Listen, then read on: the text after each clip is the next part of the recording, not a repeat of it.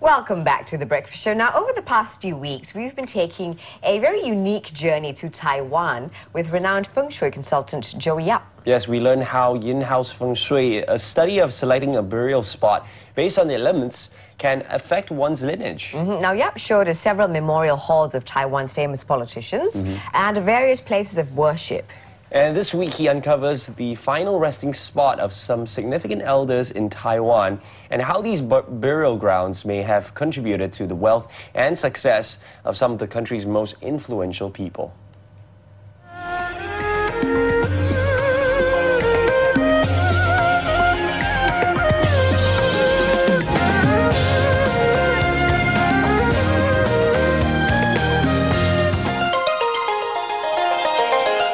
In Feng Shui, yin houses represent tombs and burial places. At the risk of being morbid in nature, it is believed to be important to study the landform formations of ancestral yin houses, as it may affect the future generations. Recently, Joey Yap, renowned Feng Shui consultant, had an excursion trip to Taiwan. The trip brought along 40 of his students from around the world to study the effects of the land formations of burial places of politicians and famous figures towards their descendants.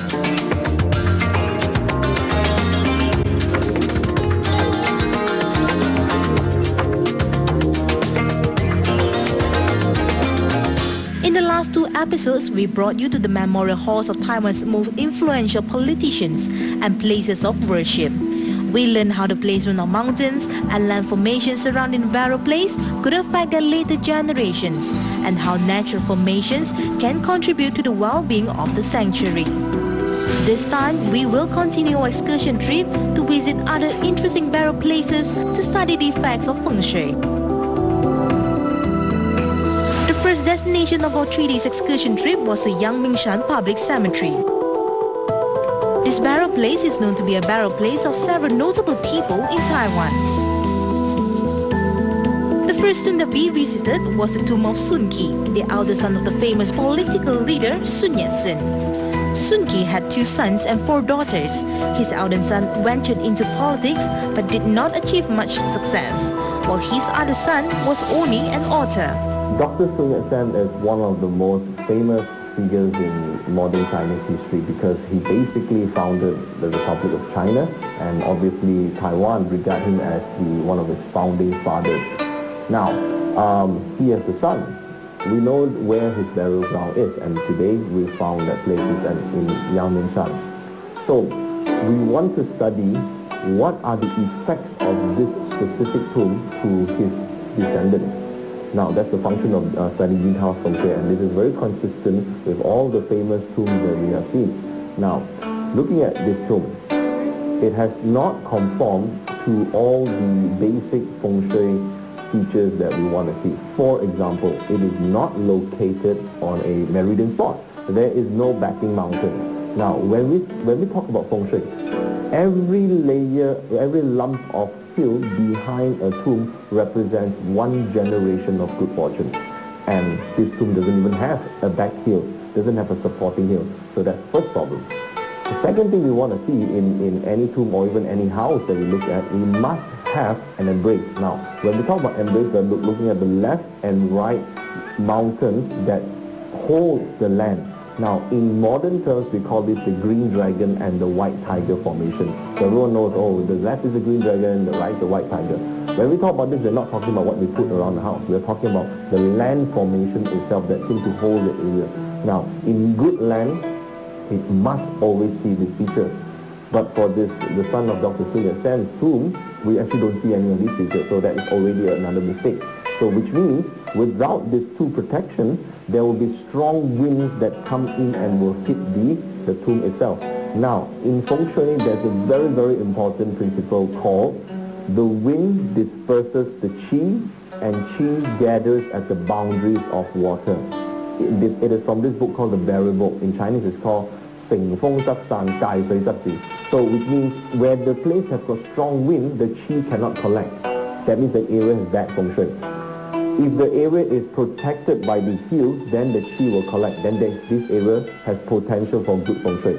So right here at the Dr. Sun Yat-sen's son's tomb, there is no such protection. Therefore, this is a bad Feng Shui feature.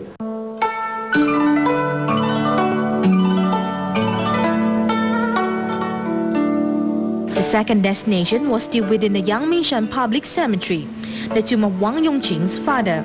Just a brief background about Wang Yongqing: he was the most influential entrepreneur and the wealthiest man in Taiwan about a century ago. He founded the Formosa Plastic Corporation, the largest plastic manufacturer in the world. Let's hear what Joey Yap has to say about the Feng Shui elements surrounding the tomb of Wang Yongqing's father that contributed success and great wealth to the son. When we come to Taiwan, obviously we would like to go and inspect the famous Feng Shui tombs of the rich and wealthy, rich and famous people, and obviously none other than the great Wang Yongqing. Obviously his empire, he's known to be like the equivalent of Li Ka-shing in Taiwan. So we went to have a look at the Yangmingshan, where this great Feng Shui feature that is in that area, and we want to study how it affected, or as facilitated the growth of such a vast empire. So when we reach the tomb, we see that it's a really modest-looking tomb, but the way it is located, that area taps to the main vein. Now every mountain has a release of vein. Vein is like, when you look at your hands, can you see little veins that cross your arms? Now these veins, they will have points where it's like a meridian point. When you go for acupuncture, the doctor knows exactly where to put the needle to trigger the chi. Those are called meridian points on your body. Now on the land, it's the same thing. The idea of Feng Shui is to locate where these meridian spots are. And obviously there are big meridian points and there are small meridian points, or you can call them power points. So on that hill, the entire Yangmingshan hill, the entire vein crosses to that particular spot, and it opens up its own left and right embrace. So we know that there must be a spot somewhere. So going near, we saw right on the path of the vein, that tomb is already located there. And how great it is depends on how massive the chi can collect in that area and where is it coming from. So the source dragon itself is already from multiple elements, which means that there are multiple sources of income. Plus, looking at that embrace, the internal embrace is the first layer of green dragon and white tiger, forms the first bright hole. Now, although it's sloping downwards, but it forms a bowl formation where the chi is collecting. And then there's a second layer of dragon and tiger outside, which forms the secondary bright hall.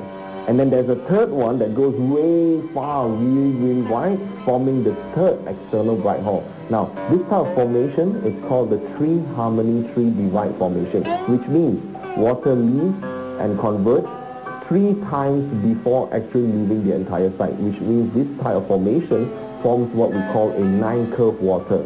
A 9-curve water is rare because when you have 3 times 3 is 9, so the curve will curve 9 times.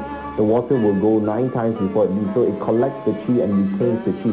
Now, in business, we always talk about sustainability. In Feng Shui, we talk about how the water can retain in the site long enough before it just runs away. Therefore, whenever you see, even in a house or in an office, where you see a straight road going out, we call it merciless water because all the chi is escaping. So, how do we know the chi is good? When the water is circulating. Catch more about this interesting excursion trip with Joey Yap next week. To find out more about Joey Yap Mastery Academy, viewers can visit www.masteryacademy.com and www.joeyyap.com.